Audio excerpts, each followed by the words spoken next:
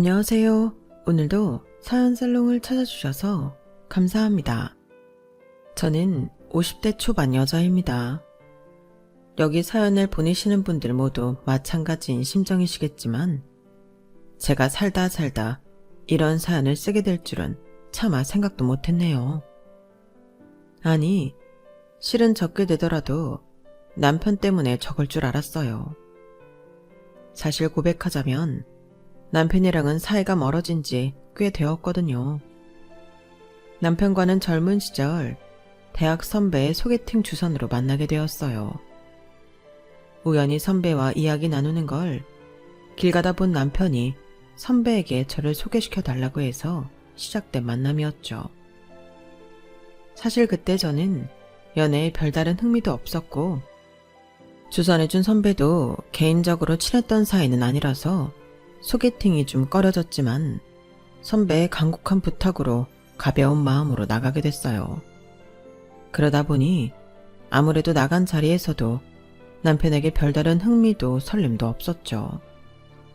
하지만 남편은 제가 마음에 들었던 모양인지 한 번으로 끝내려던 만남이 남편의 구애로 인해 2번, 3번 늘어나게 됐어요.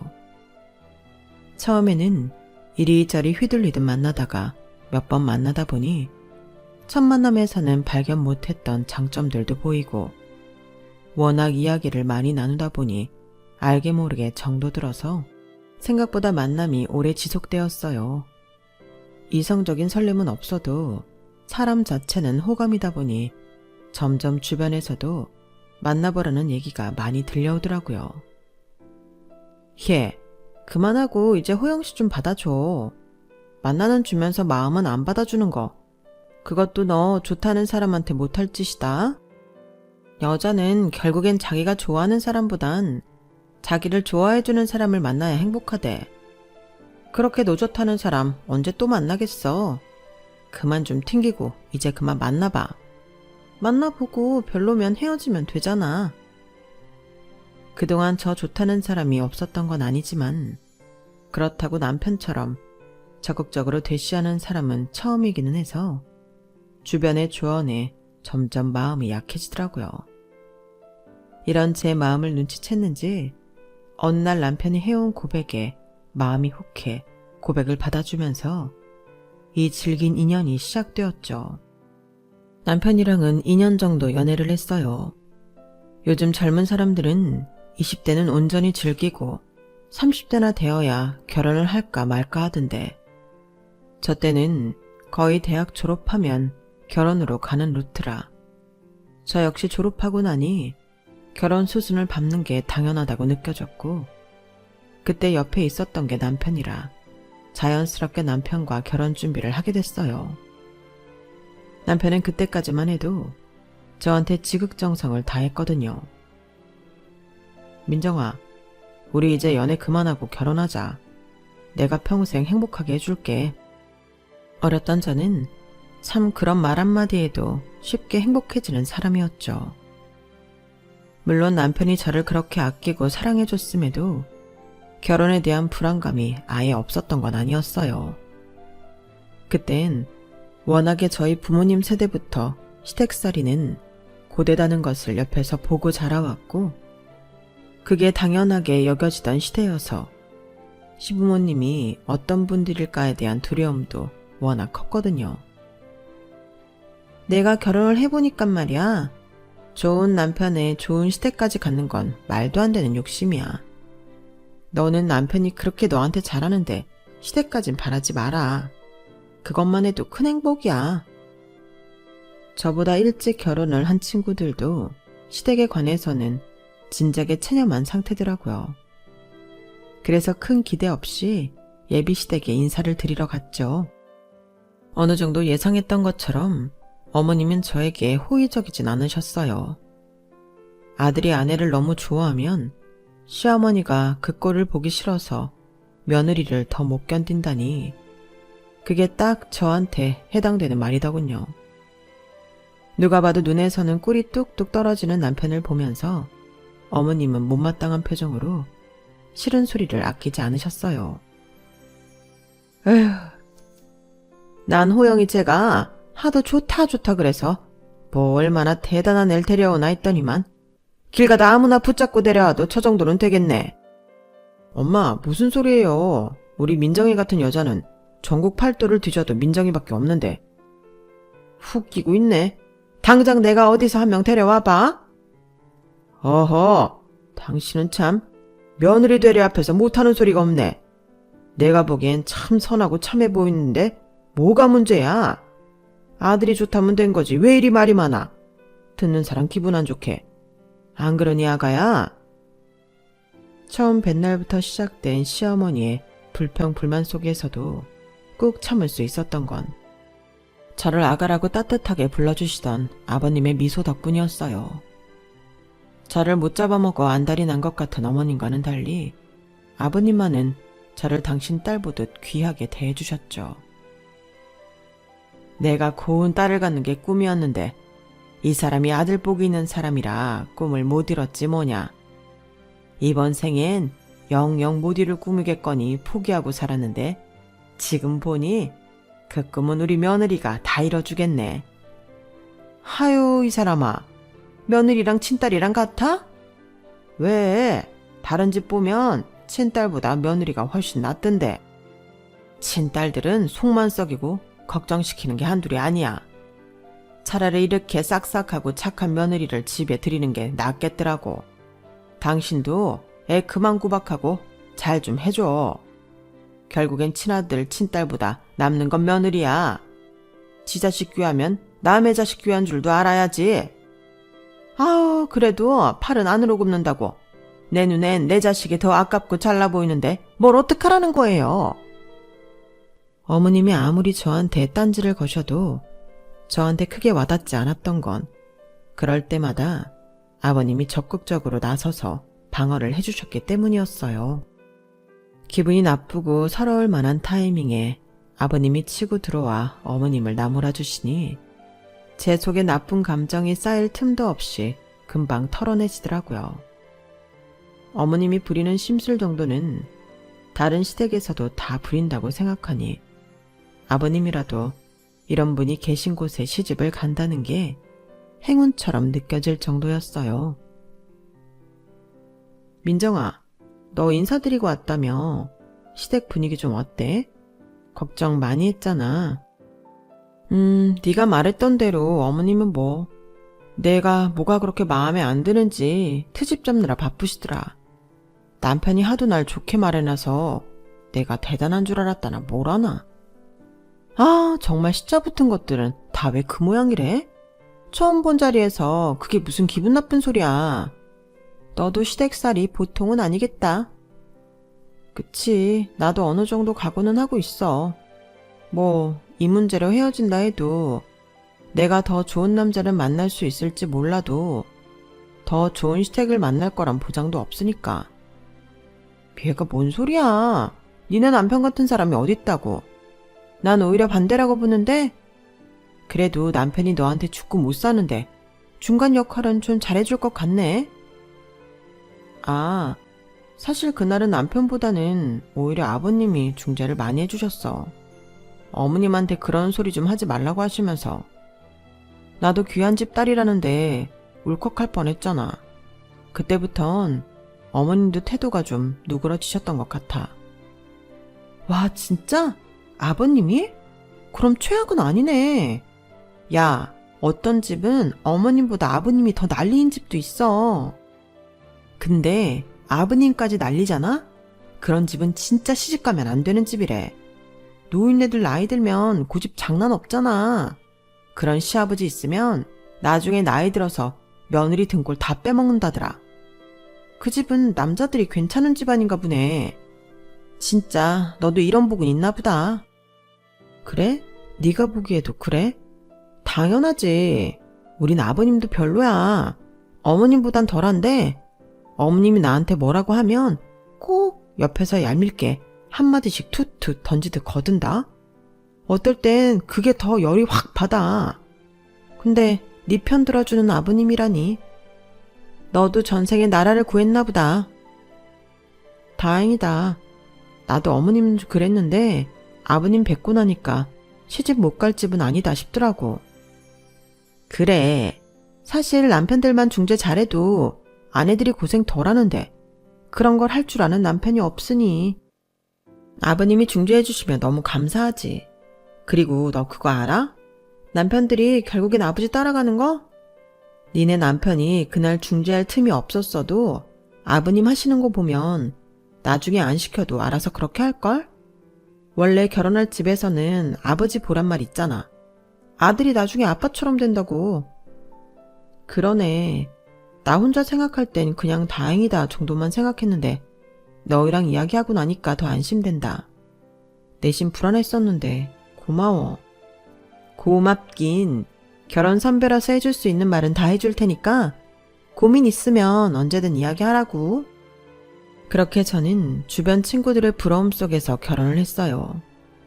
자상한 남편의 시댁살이 시키려는 시어머니를 말리는 시아버지까지. 사실 그 시절 시댁을 생각해보면 이보다 이상적인 천국은 없었죠. 처음 결혼하고 1년 정도는 저도 멋모르고 행복했던 것 같아요. 그런데 1년이 지나고 아이를 임신하자 행복할 줄로만 알았던 결혼 생활이 위기가 찾아오더군요. 여보, 미안한데 나 오늘도 늦게 들어갈 것 같아. 어? 왜? 나 오늘도 회식이라서. 무슨 회사가 회식을 일주일에 3번이나 해? 정말이야? 누구랑 마시는데? 정 과장이랑 김 대리랑.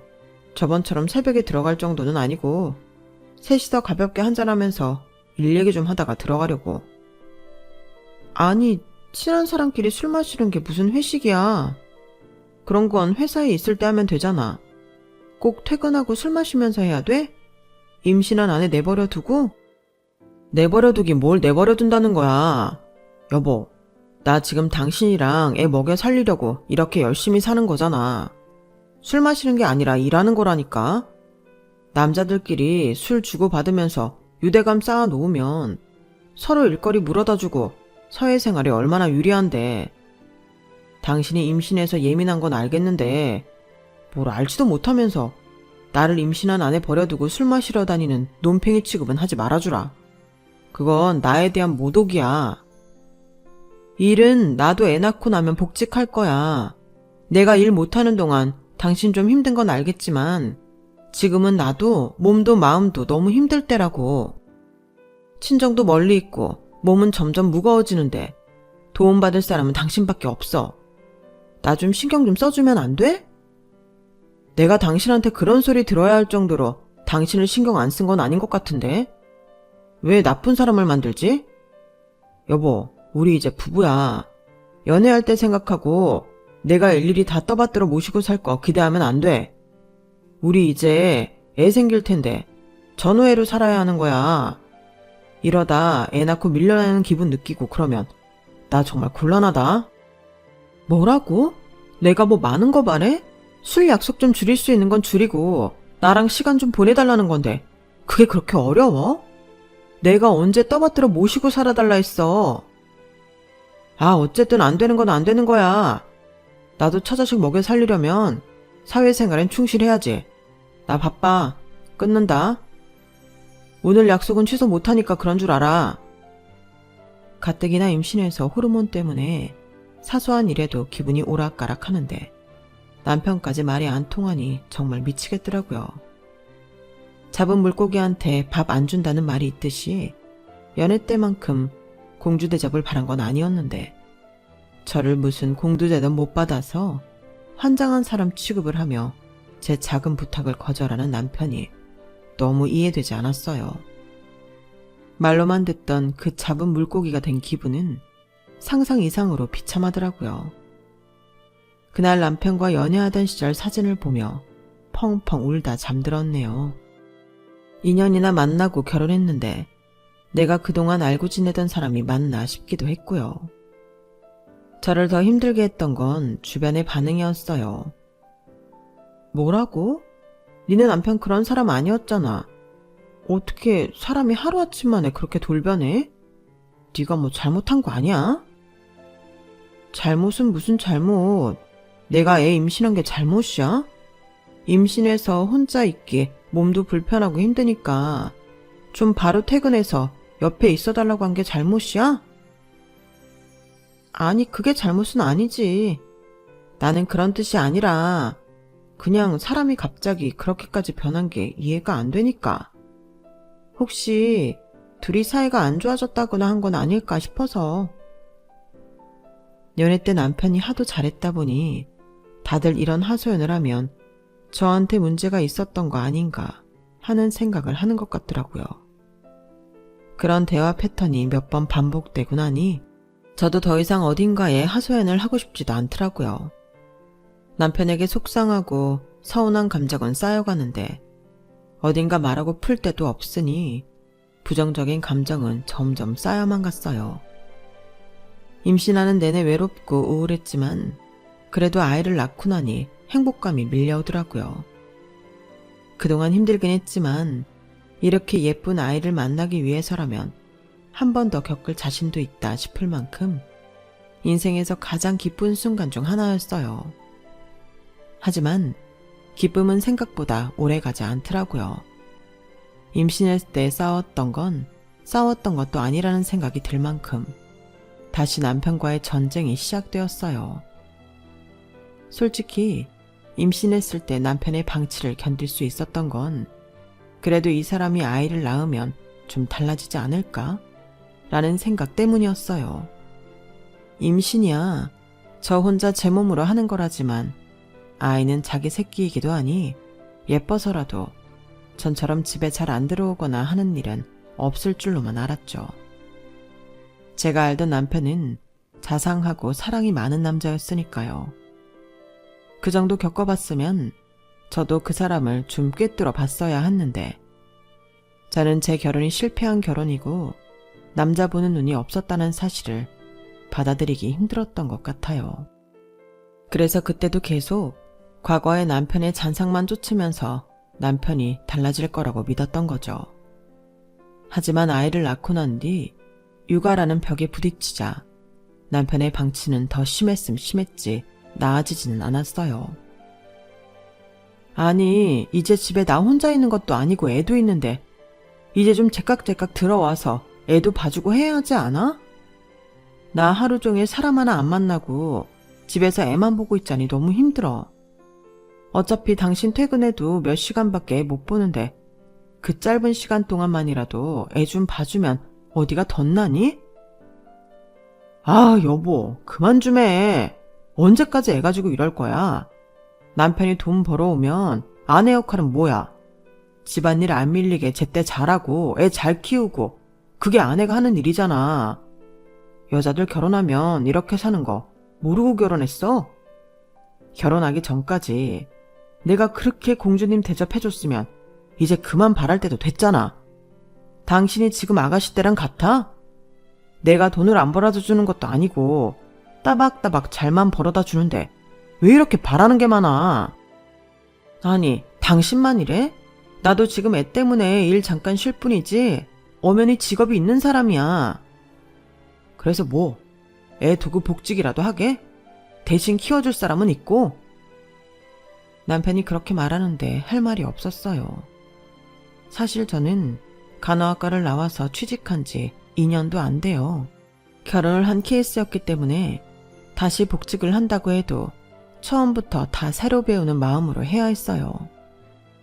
임신하고 육아를 시작하는 기간 동안 쉬는 기간이 길어지면서 복직에 대한 두려움과 불안감도 더욱 커져가고 있던 터였죠. 사실 내 아이를 남의 손에 맡기는 것도 쉬운 일은 아니잖아요. 남편과 이런 언쟁이 일어날 때마다 본인은 돈을 벌어 온다는 핑계를 대는 게 너무 듣기가 싫어서 복직을 하고 싶다가도 현실적으로 쉽지가 않아 망설여지더라고요. 친정 엄마도 멀리 사셨고 시부모님에게는 남편이 직접 부탁을 하면 모를까 차마 제가 부탁드리기가 입이 안 떨어지더라고요. 하지만 남편의 태도를 보면 제가 부탁을 한다고 해도 시부모님에게 전달을 하지 않을 것 같았어요. 보나마나 제가 일만 포기하면 되는데 왜 시부모님 손을 빌리려고 하냐는 둥 2차전이 일어날 것 같아서 자연스레 피하게 되더라고요. 그래도 아이가 어린이집에 들어가는 나이까지는 제 손으로 키워야 나중에 맡기더라도 할 말이 생길 것 같아 2년 동안은 꾹 참았어요. 제가 젊은 시절에는 독박 육아가 흔하던 시절이었고 그게 독박이라는 생각도 차마 못하던 시절이었는데도 혼자서 아이를 보는 일이란 정말 어마어마하게 힘이 들더라고요. 요즘 젊은 부부들은 부부 중 한 사람이 육아를 하면 한 사람은 집안일을 해준다고도 하던데 사실 육아를 해본 분들은 아시겠지만 육아랑 집안일은 떨어뜨릴래야 떨어뜨릴 수가 없잖아요. 아이 옷 갈아입히고 젖병 소독하고 더 크면 이유식 만들어 먹이고 치우고 하는 그 모든 과정이 다 집안일이었기 때문에 사실 남편이 도와준다고 해도 그리 크게 와닿는 도움은 아니었겠지만 저희 남편은 그런 도움조차 주지 않았어요. 일 나가지 않는 주말에라도 진득하게 애 좀 봐주면 좋겠는데 그마저도 낮잠 잘 건 다 자고 늦지막이 일어나서 애 좀 놀아주다가 곤란한 상황이 오면 저를 목 놓아 부르기 바쁘더라고요. 그런 모습을 보면서 정말 온갖 정이 다 떨어졌죠. 어쩌다 시댁 식구들 모임에 가면 더 가관이었어요. 친정에 가면 아이를 케어하느라 밥을 제대로 못 먹는 저를 위해 제 동생이나 엄마께서 빨리 밥을 먹고 제가 한술 뜨는 동안 아이를 봐줬는데 시댁 모임에 가면 다들 자기 먹느라 바쁘고 제가 실컷 아이보다 이제 겨우 한 입 먹으려고 하면 본인들 다 먹었다며 자리에서 일어나려고 하더라고요. 그럼 저도 인간인지라 배가 고파서 허겁지겁 몇술 더 뜨다 일어나는데 그 짓을 몇 번 반복하다 보니 서러움이 밀려와서 하루는 참다 못해 남편을 잠깐 불러다 한 소리를 했어요. 내가 진짜 당신한테 더 이상 뭘 바라나 싶어서 이런 이야기하기도 참 입이 아픈데 하나만 좀 부탁하자. 시댁 모임에만 오면 내가 밥도 제대로 못 먹고 애만 보고 있는데 나 잠깐 식사하는 10분, 15분만이라도 애 좀 봐주고 식구들한테 나 밥 먹을 때까지 기다려 달라고 하면 안 되니? 내가 맨날 무슨 종처럼 허겁지겁 다들 일어나는데 먹어야 돼? 평소에도 애는 보는 둥 만둥 하면서 이럴 때라도 좀 애 몇 분만이라도 봐줄 수 없어? 진짜 또 시작이네. 당신 애 낳고 나서 예민해져도 너무 예민해졌어. 좀 옛날처럼 순하게 굴면 안 되겠냐? 나도 이제 막 당신 보면 짜증이 나. 근데 당신 밥 먹는 거 기다려주고 싶겠어? 그리고 엄마 아빠가 먼저 일어나 버리는데 그걸 나보고 뭘 어쩌라고. 그러니까 잠깐 기다려달라고 한마디만 해주면 되잖아. 그깟 밥 한 번 제대로 못 먹었다고 히스테리는. 식구들도 다 있는데 굳이 사람 따로 불러내서 이래야 돼? 진짜 피곤하게 산다. 아니 이번이 한 번이 아니니까 그렇지. 늘 매번 이랬잖아. 봐, 내가 안 짚고 넘어가니까 당신 아예 알지도 못하잖아. 너희 지금 이게 다 무슨 소리냐? 서러움이 폭발해서 저도 모르게 언성이 살짝 높아지자 갑자기 시어머니께서 끼어드셨어요. 인기척을 못 느껴서 주변에 계신 줄도 몰랐는데 갑자기 끼어드셔서 저희 둘 다 깜짝 놀랐죠. 남편은 순간 자기 편이 나타났다고 생각했는지 저를 보고 살짝 웃더라고요.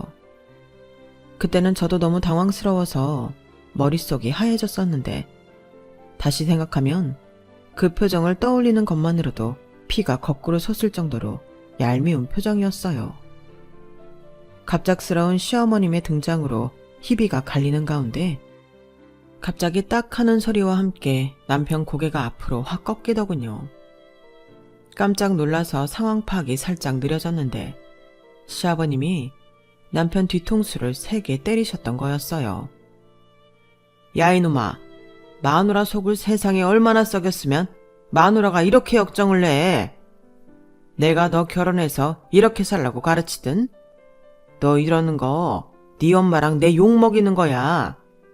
며느리가 착해서 이제껏 속만 썩이고 있었던 거지. 다른 여자들 같았으면 짐 싸들고 나갔다 임마.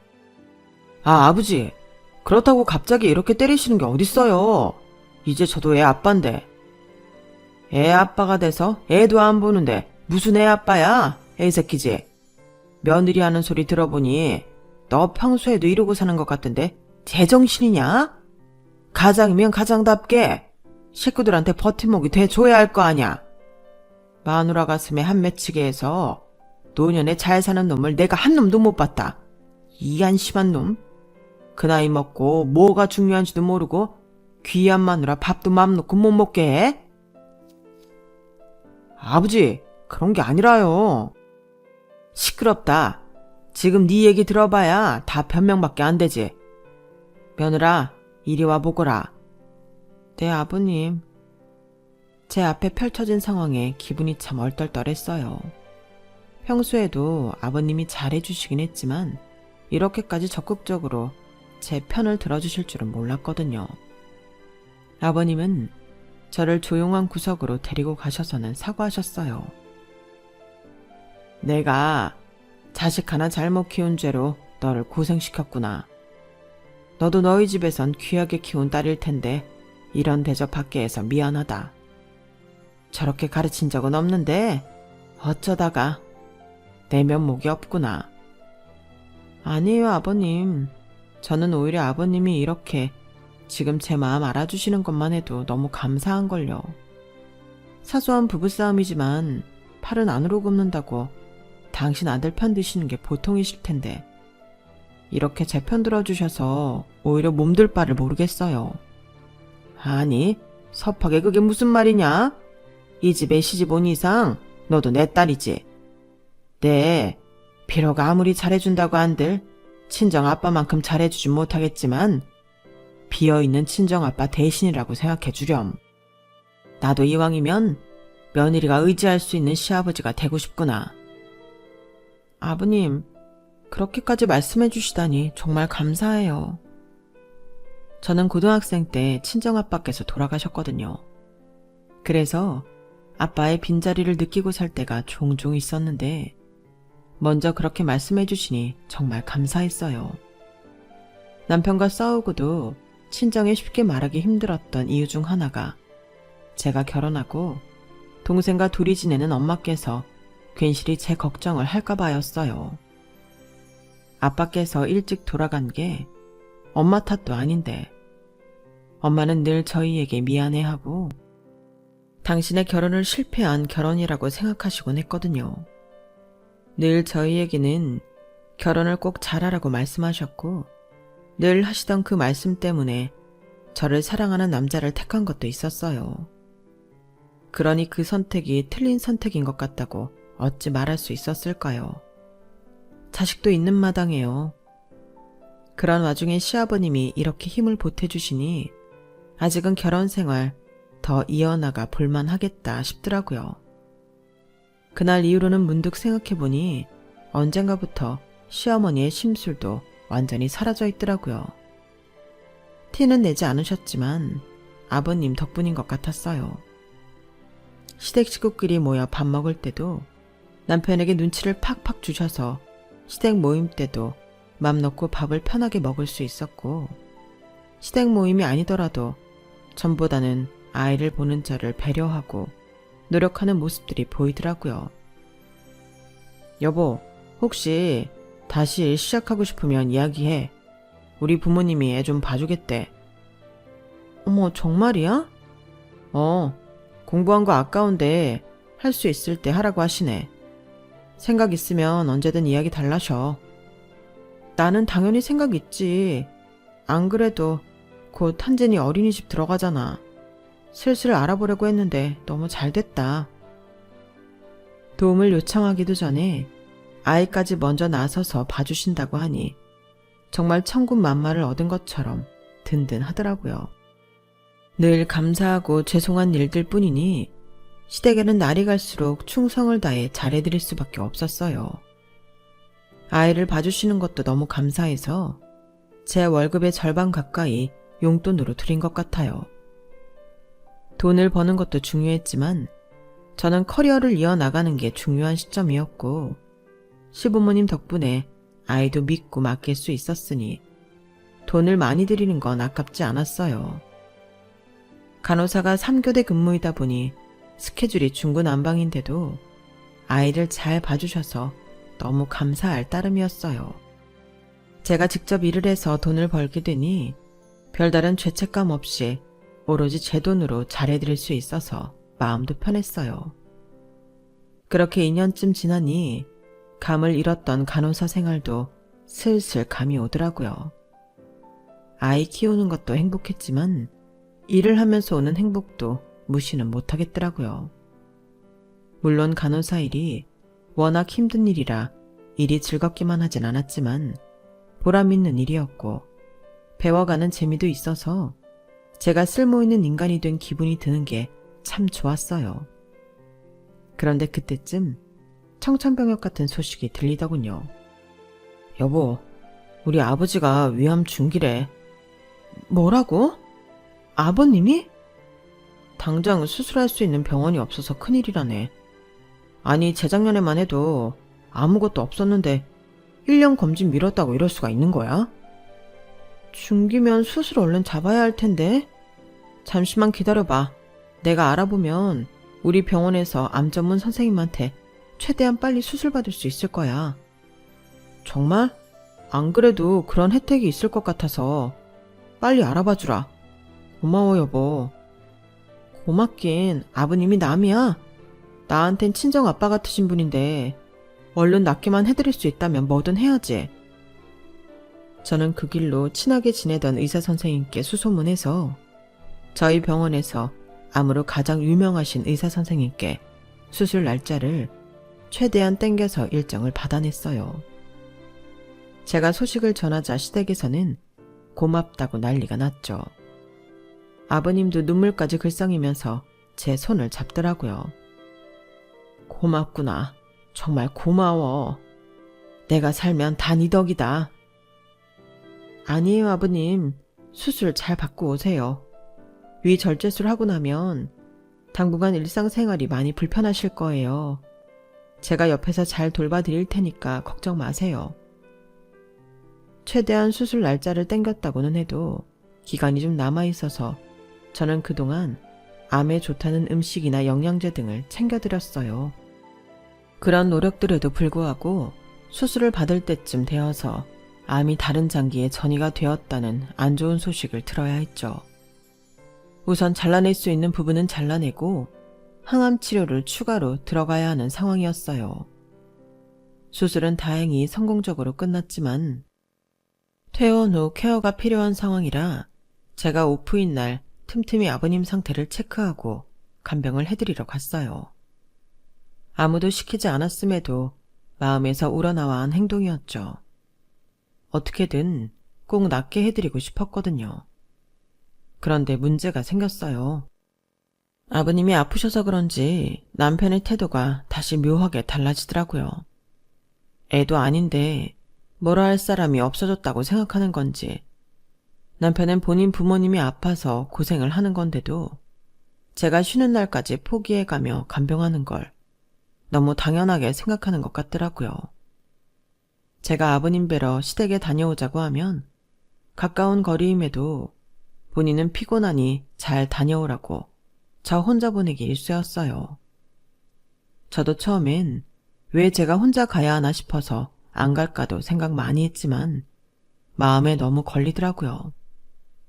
시어머님이 간병에 서툴러서 절제술 이후 병원에서는 최대한 먹지 않는 걸로 권장하는 음식들을 간식이나 식사로 차려주시는 일도 종종 있어서 한 번씩 확인을 하지 않으면 괜히 불안하기도 했고요. 그런 마음에 하루 이틀 혼자 시댁에 가서 아버님을 돌보는 일이 생기다 보니 어머님도 제가 오는 날은 아예 손을 놓고 이것저것 뭐 하나라도 더 시키시더라고요. 그날은 또 핑계를 대며 못 오겠다는 남편의 멱살을 잡고 억지로 끌고 온 날이라 그런 어머님의 태도도 너무 심기에 거슬렸어요. 그래서 결국은 부부싸움이 터지고야 말았죠. 여보, 뭘 멀찍이 서서 구경만 하고 있어. 당신 부모님 아니야? 어떻게 챙겨드리는지 잘 보고 배워놔야 나 없을 때도 알아서 챙겨드릴 거 아니야. 내가 매번 올 수도 없는 노릇인데. 이건 엄마가 봐야지. 나야말로 자주 못 오는데. 와도 당신 올 때 같이 올 텐데. 같이 오면 당신이 챙겨드리는 게 낫지. 전문가가 있는데 내가 뭐하러 나서? 아니, 그걸 말이라고 해? 나도 지금은 무리해서 일정 쪼개서 오니까 가능한 거지. 언제까지 내가 이렇게 간병하러 올 수는 없잖아. 예, 너는 지금 아픈 시무부 앞에서 쌈박질이나 하고 싶어? 어? 네가 뭐 간호사인 게 유세야? 그 직업 유지하고 있는 게 다 누구 덕분인데? 우리 덕분에 간호사 일 계속했지? 아니었음.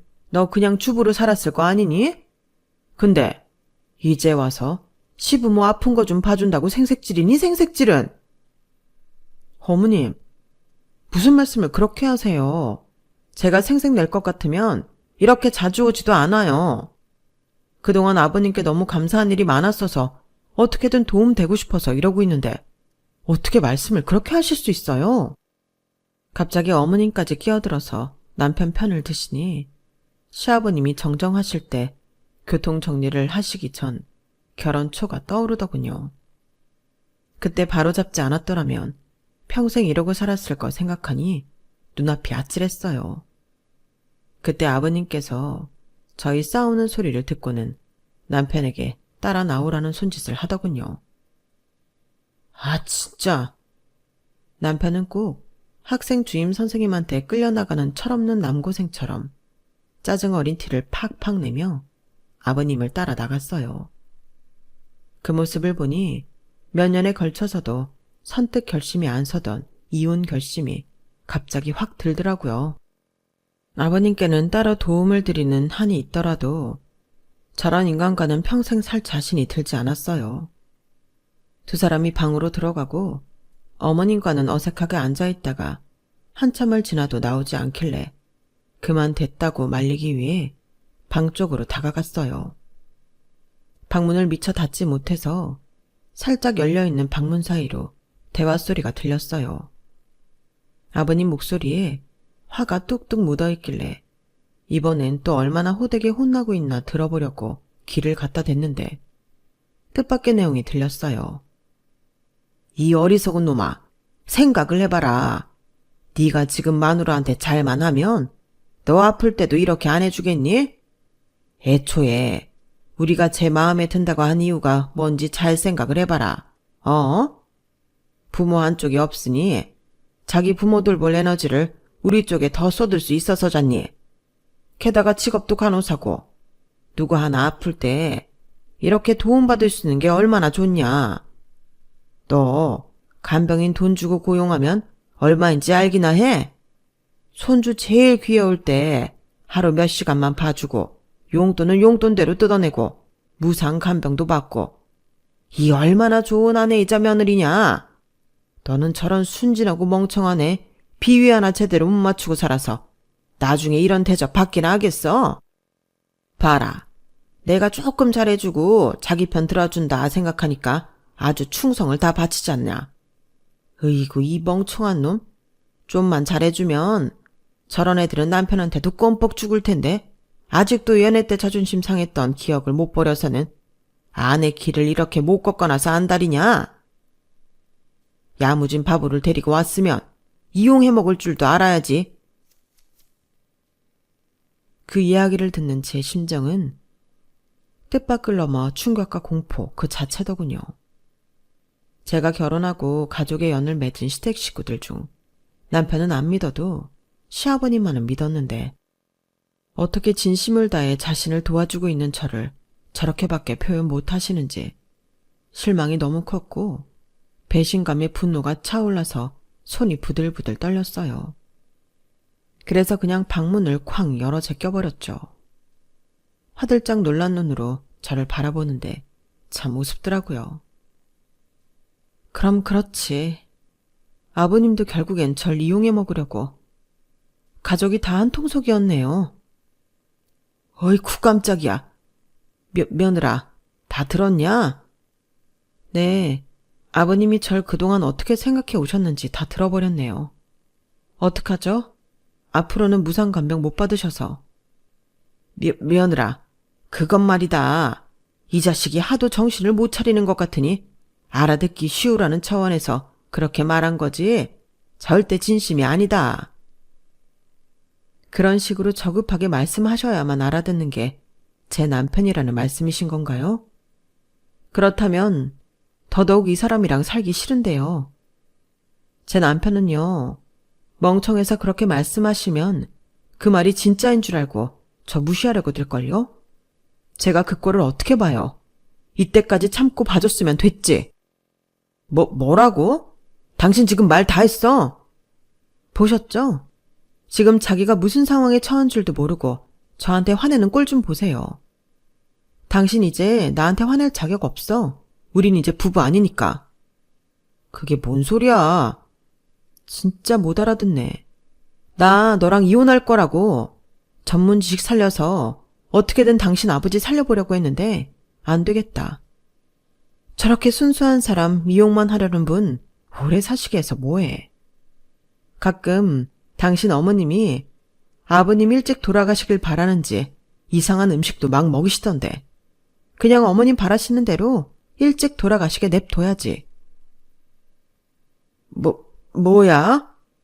너 그동안 내가 잘해준 게 얼마인데 네 멋대로 오해한 걸로 말을 그렇게 심하게 하는 거냐? 제 멋대로 오해요? 아버님이 생각해보세요. 아버님이 하신 말씀들이 과연 제가 멋대로 오해해야 기분 나쁘게 생각할 수 있는 말들인지. 솔직히 반박 못 하시잖아요. 그러니까 말했잖냐. 그건 아들로 알아들으라고. 됐고요. 전 더 이상 그렇게 말해야만 알아듣는 아들놈이랑 살고 싶지 않고요. 아버님 병세는 아쉽지만 제가 도와드릴 수 있는 건 여기까지인 것 같아요. 솔직히 수술 날짜 땡긴 것만 해도 그동안 잘해주신 데 대한 보답은 다 해드린 것 같은데요. 아이 봐주신 것도 다 값은 지불했었고요. 오해했다면 유감이지만요. 더 이상 연을 이어가고 싶진 않네요. 끝이 있다위라 좀 아쉽긴 한데 그동안 감사했어요. 덕분에 미련 없이 이혼하겠네요. 방이 소란스럽자 뒤늦게 따라온 어머님이 저희의 대화 내용을 듣고는 집에서 나가려는 저를 거칠게 잡아채시더라고요. 그래서 저도 보란듯이 거칠게 팔을 빼냈어요. 얘, 너 지금 이게 무슨 깽판이니? 화 좀 났다고 이래도 돼? 상황 못하는 건 유전인가요? 앞으로 아는 척하지 마세요, 아줌마. 뭐야? 너 진짜 미쳤어? 여보, 그만해. 우리가 실수했어. 뭐라고? 실수? 한심하게도 가족들끼리 작당 모이라도 한 건지 제가 듣기라도 할까봐 갑자기 다 같이 목소리가 작아지더라고요. 그 꼴을 보니 정말 기가 차서 헛웃음도 안 나왔어요. 당장 아이 손을 잡고 가방을 챙겨 친정으로 내려가 버렸네요. 친정 엄마와 동생한테 아이를 맡기고 그 길로 남편과는 이혼을 준비했어요. 남편은 몇 달 동안 이혼은 못 해주겠다며 뻗팅기다가 하루는 술을 진탕 마시고 들어와서 자기도 나름대로 화가 난 건지 홧김에 서류 작성을 해주겠다고 하더군요. 하도 술에 쩔어 있길래 이때가 기회다 싶어서 서류 작성 끝내고 도장까지 받아 찍고 다음날 바로 제출해버렸네요. 그렇게 얼렁뚱땅 합의 이혼을 하게 된 걸 알게 된 남편이 조정기간 동안 또 한참을 저를 괴롭혔지만 저는 절대 뜻을 굽히지 않았어요. 짐도 다 친정으로 옮겨놨기에 더더욱 합칠 이유는 없었죠. 나중에 알게 된 사실인데 시아버지는 저희가 이혼하고 몇 달 안 돼요. 전이된 암 치료가 성공적이지 못했는지 금방 돌아가셨더라고요. 어찌 그렇게 사람 마음을 악용할 수가 있는지. 정말 아들이 자기 아빠 닮는다더니 남편도 시아버지 닮아서 그렇게 악질이었던 모양이에요. 그래도 꼴의 부모는 부모라고 자식보다는 더 교묘하게 저를 이용해 먹은 게 아직도 생각만 하면 화가 나지만 뭐 어쩌겠어요. 자업자득으로 일찍 돌아가신 분인데 화내봤자 저만 손해겠죠. 저도 이런저런 이유로 이혼을 쉽게 결정하지 못하는 자신이 그동안 너무 싫었는데 한번 이렇게 정이 제대로 털리고 나니 차라리 속 시원하게 새 출발을 할 수 있게 되어 오히려 나은 것 같아요. 처음에는 제 걱정을 많이 하시던 엄마도 지금은 손주랑 딸이랑 같이 살게 되니 적적하지 않다고 좋아하시네요. 그 모습을 보니 그동안 시아버지에게 쏟았던 정성의 반이라도 엄마께 쏟았다면 얼마나 좋았을까 싶지만 앞으로 더 많은 날들이 있으니 후회스러운 만큼 엄마께 더욱 잘해드릴 생각이에요. 정말 이렇게 한 발짝 떼기까지 참 오래도 걸렸네요. 여기까지 긴 사연 들어주신 분들이 계시다면 어렵게 시작한 저의 새 출발에 따뜻한 한마디 남겨주시면 감사하겠습니다. 항상 건강하시고 항상 행복하세요. 여러분, 사연 댓글에 응원과 현명한 조언 부탁드려요. 좋아요와 구독은 저에게 큰 힘이 됩니다. 오늘도 좋은 일 가득하세요.